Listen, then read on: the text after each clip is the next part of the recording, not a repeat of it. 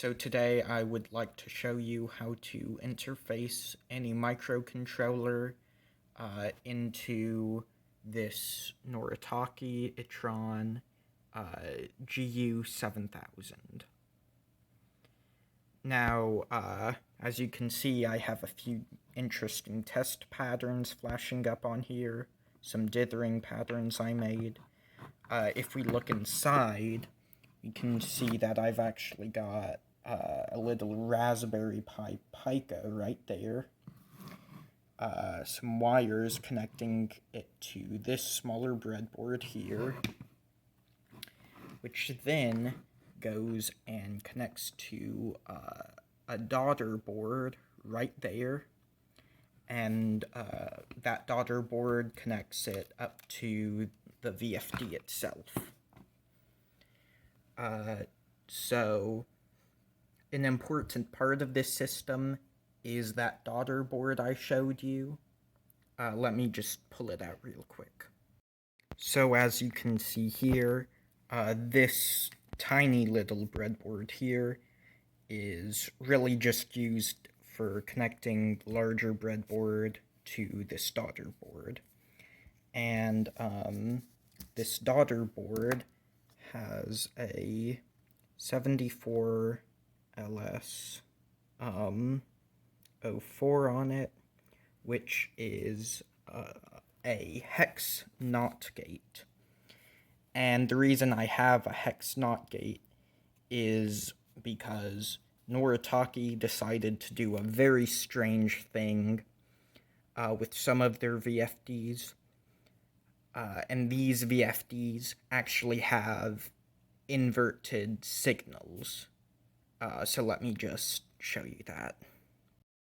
So if you look in the technical specifications or the data sheet of the GU7000, you'll see that it actually uses RS-232 logic levels.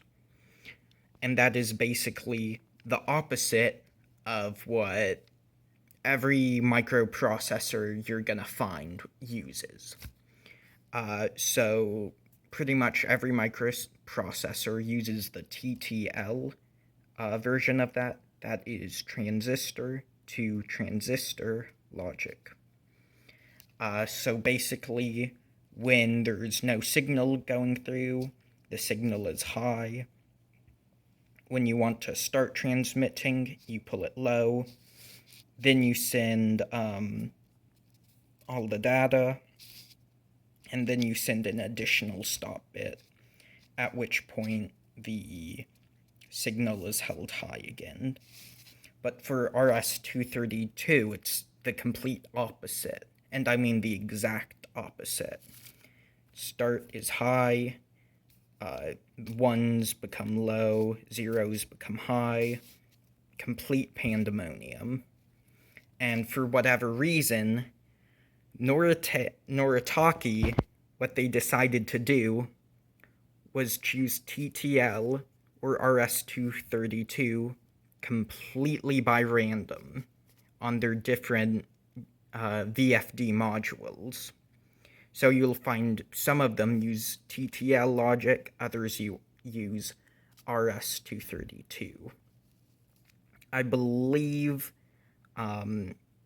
that the 7900s and the 7003s all use TTL logic, and then the rest of them use RS-232. Okay, so I made this little demonstration to really illustrate how you can connect a microcontroller up to the VFD. Now this Arduino right here, it's going through the daughter board, so the signals are actually getting inverted. Unfortunately for the Arduino, if you want to have any speed at all with how you send the information, you have to have that little inverter there. At least for the 7000, the 7000 series. So let's jump into the code. It is actually pretty simple. There are some complicated bits, like right here, but you don't really need to know about those. You can just work without knowing it. So the first thing you do is you set up and say serial.begin. And then what you stick in there is the baud rate. Now the baud rate is actually determined by these little solder blobs there. When it's connected over J1 and J0, that tells the little microcontroller actually controlling the display on here. That tells it that you want to run this at 115,000 baud. So once you set that up, you start into the loop. And because of the Arduino IDE, it makes this whole thing actually pretty simple. So for this demonstration, I am just picking a random point on the screen and then printing out the words, hey. And by doing that, it gives this weird sort of glitchy pattern. It might look wrong, but this is actually working as intended. So in order to do that, first, you gotta print hey. And that's very easy. You literally just call the print function. Because of the way the serial on the Arduino works, this is super easy. The VFD will just take it as text. Now right here, what I'm doing is I'm giving the VFD a command, cursor, and then the place where I want to put the cursor. I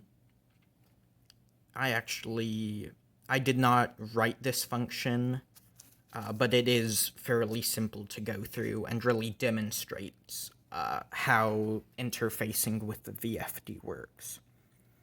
So here it is. So you start out with command 0x1f. That's 1f in hexadecimal, which is actually 31 in decimal. And that basically tells the VFD, hey, I don't want to type in text right here. What I actually want to do is that I want to input a command. And so the VFD is going to take that and say, okay, what command do you want to send? And then the microcontroller replies, giving this little $sign in these little single quotes. Now, the $sign here isn't really important. It tells the VFD which command you want to send, but you could write this out in hexadecimal or even in decimal. So that isn't, the quotes there aren't really necessary. But it tells the VFD that you want to change the position of the cursor specifically. And so then you come down here, command XY, and this function, it's sort of confusing. You don't really need to know it. It basically just inputs the data you put in and sends it to the VFD. So by doing that, a random place is chosen that's fed into this function. This function tells the VFD that it wants to send a cursor command, and then it sends the exact position where it wants to put the cursor. And so that's how this little demo program works. If you want to do anything more complicated than this, then what I would actually recommend doing is going to the Noritake website, downloading their Arduino library, and this is a bit weird, go into the library and basically copy all the functions you want. Because the library itself, it's designed to work without this NOT gate here, but at the same time doing that is extremely slow. All you really need to do is go into this command function that they have in there and change it to serial.write C. And that's how you do it.